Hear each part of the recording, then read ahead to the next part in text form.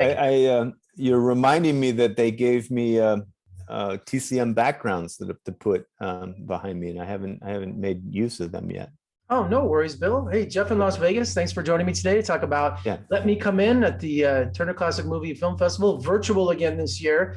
I watched your short, very interesting. You know, I'm a film fanatic. I went to film school, so I totally understand where you're coming from. And I love avant-garde and I love experimental. I love when people think outside the box. But tell me about your project, the beginning of it and how it all came about. So this was, I've a long-standing friendship and collaborative history with the composer David Lang. And in fact, he had just scored a feature-length documentary of mine, The Village Detective, a song cycle, which premiered last week at the Moscow Film Festival and will be at the Rotterdam Film Festival next month. So we worked on this big project together last year. And at the end of the year, he told me that LA Opera had approached him and to write a new piece that would accompany a film, or that a film would accompany the composition. It was part of a digital shorts series that LA Opera was presenting, and they had a long list of illustrious composers who had chosen filmmakers to work with them. So David presented this piece of music to me, Let Me Come In, which was a rewriting of a single verse from the Song of Songs, the biblical verse. And there were different translations of it, some more some more expositional, some more poetic, some more lyrical, some lustier. And he was interested in seeing how the translations changed and how the similar words changed the meaning. So he found these different translations and then he alphabetized them. And so he took this single sentence and stretched it into an 11-minute piece.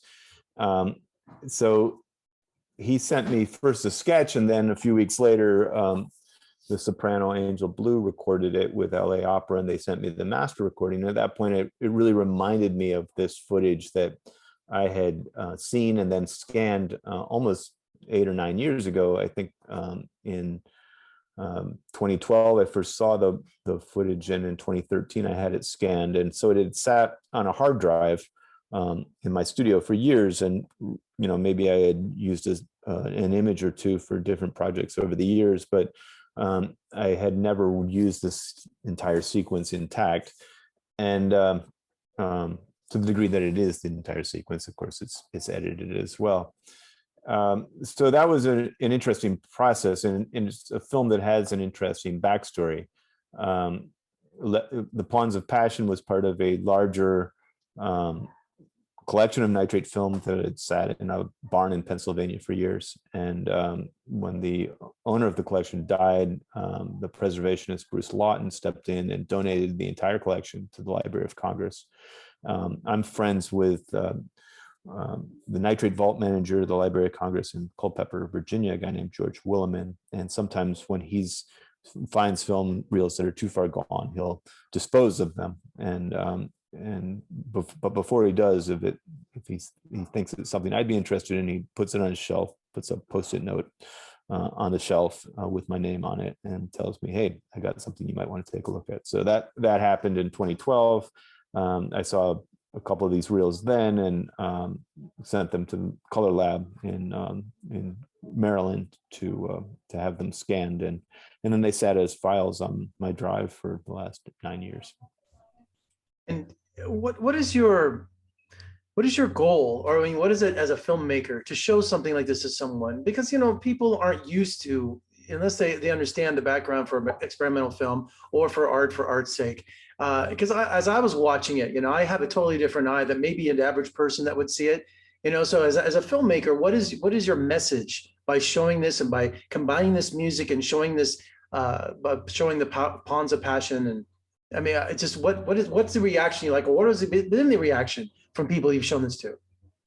Well, it just premiered, so there hasn't been too much reaction. Maybe privately, it's like, hey, I want to show you something. What do you think? Or well, to the people who I say that to, of course, I know they're going to love it because they're my friends and family. To the people who aren't used to seeing this kind of work or not familiar with this work, I don't know those people. Those are, you know, so, um, but I think that what's unique about it is that people don't often see decayed footage like that, where it's celebrated as decayed footage. It's usually, um, if you have to watch decayed footage, it's some part of a documentary that was so important that they could even include the decayed footage without cleaning it up to make their point. But it's usually not used and certainly not celebrated. And what I think is interesting about it is that it makes you think about film as a plastic art, as a, in some ways, organic creature that is still decaying, much the way we go through our lives, and at some point we peak and then we decay. And like film, we also hold dreams and stories and a history that can be described by the way we look, or what's happened to us over the years. And so film is sort of this analogy for us, for people, and the decayed film is something like a decayed body. And I see it also like a commentary on how our history has been lost, how most of the films of that era are just gone and forever and rarely preserved. And I just think that it kind of peaks in those people's lives, to say like that. So I saw something like that in it too. But I just love that the decayed it had a kind of poetry to it. Yeah, I mean, if you dive into who that woman was, Olga Chukova, she had married a Russian actress who married a first cousin of Anton Chekhov, Michael Chekhov, a well-known Russian actor, and they got divorced, and she kept that name and moved to Germany and became a huge star and beloved by the Third Reich, and was suspected of being a double agent, passing on German secrets to the Russians. So wow. It all opens up a can of worms of, these people all had incredible lives in the 20th century. But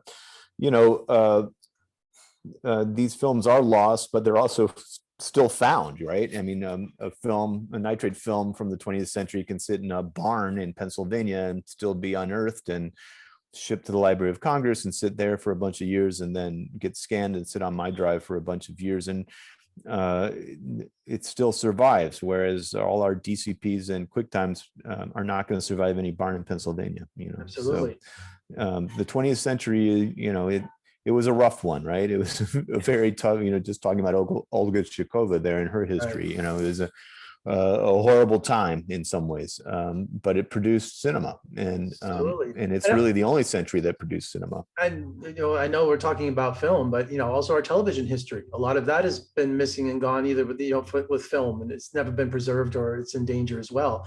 And tell me about working with the Library of Congress and the Conservation Center. What's the organization like? Is it a great relationship? Because I've always been fascinated with our government and preserving our history. Yeah, I mean, these are some of my best buddies. Mike Michon, head of the film division, and George Williman, a nitrate vault manager. I love going down. I go down there and I stay with Mike, and I hang out with George all day, and I have lunch with George and dinner with Mike, and the whole crew down there are an extended family. I've been going down there for many, many years, and it's a wonderful facility. It's just a building filled with film freaks. Each one has a specialized department, and are discovering new things that come across the transom every day. And so you're walking past old nitrate vault cans or big pallets of Warner Brother prints or something. It's just an amazing place, and as a taxpayer, I get to take advantage of it. What a playground, huh? Yeah, what a playground. And there's sometimes other visitors there, but usually it's just me. So. And TCM has been wonderful about preserving our silent heritage, with Silent Sundays, and there's such a cult following for it. Tell me about how your film became part of the festival this year. How did that begin? So, I guess dating back to 2017, TCM presented Dawson City Frozen Time at the film festival, and in subsequent years showed another short of mine, Light is Calling, and commissioned a new short made of nitrate films called The Letter. And both Light is Calling and The Letter were sort of the short before a nitrate preservation film that they would show at the Egyptian. And so this year, I guess they were looking for something like that, a cool short film, and they wrote me and said, "How about one of your older films?" And I said, "Well, how about this film I just finished?" And they were like, "This is so cool." So we ended up programming this one, which I'm really excited about because it literally just got finished like a week or two ago.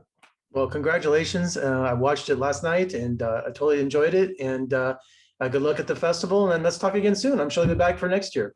Okay, great. I look forward to it. Hopefully we'll be in person in Hollywood. Absolutely. Take care and thank you. Take care. Thank you.